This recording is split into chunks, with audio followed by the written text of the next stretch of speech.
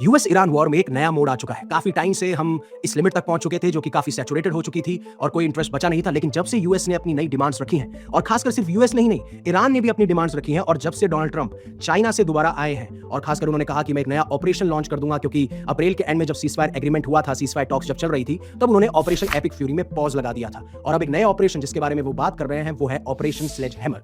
अब operation sledge hammer में वो एक नया मिलिट्री एक्शन प्लान करेंगे अगेंस्ट ईरान। पर डिमांड्स क्या है? डिमांड्स बहुत इंपॉर्टेंट है और बहुत इंटरेस्टिंग है, वो समझना जरूरी है।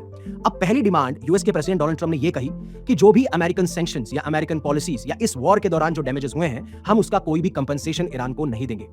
दूसरा, ईरान के जितने भी असेट्स फ्रीज कर रखे हैं उसको रिलीज नहीं किया जाएगा। तीसरा, ईरान पूरी कंट्री के अंदर एक ही न्यूक्लियर फैसिलिटी को ऑपरेट करेगा। और चौथा, जो 400 केजी का एनरिच यूरेनियम ईरान के अंदर पड़ा भी है उसको उन्हें यूएस को हैंडओवर करना पड़ेगा। और पांचवा जो सबसे इंटरेस्टिंग है वो ये है, सीजफायर कंडीशनल है। मतलब अगर मान लीजिए यूएस और ईरान पीस एग्रीमेंट तक पहुंच भी जाते हैं तो आगे अटैक होगा या नहीं होगा इसकी कोई गारंटी नहीं है। यानी यूएस और इजराइल जब चाहें जब अटैक कर भी सकते हैं अगर ये सारी कंडीशन फुलफिल हो जाए।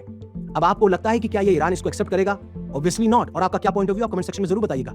और ईरान की तरफ से अलग अलग तरीके की रिक्वेस्ट है जो खासकर उनके पहले 14 पॉइंट पीस प्रपोजल में भी थी कि इस वॉर के दौरान जितना भी हमें डैमेज हुआ है आप उसका कंपनसेशन देंगे, साथ में जो हमारे एसेट्स हैं उनको रिलीज करेंगे। और इवन सबसे इंपॉर्टेंट बात यह है कि जो सीजफायर एग्रीमेंट की आप बात कर रहे हैं उसमें सारे फ्रंट्स पे सीजफायर होगा, यानी उसमें लेबनान भी इंक्लूडेड होगा। और खासकर जहां तक स्ट्रेट ऑफ हॉर्मुज की बात करते हैं तो वो ये डिमांड कर रहे हैं अब ईरान की सॉवरेनिटी होगी स्ट्रेट ऑफ हॉर्मुज के ऊपर।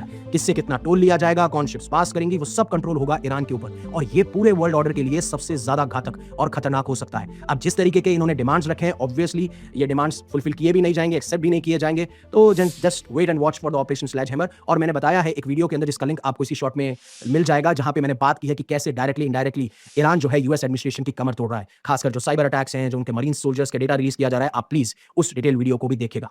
Thank you very much. And अगर आपको अच्छा लगता है तो आप हमारे चैनल को प्लीज सब्सक्राइब करें।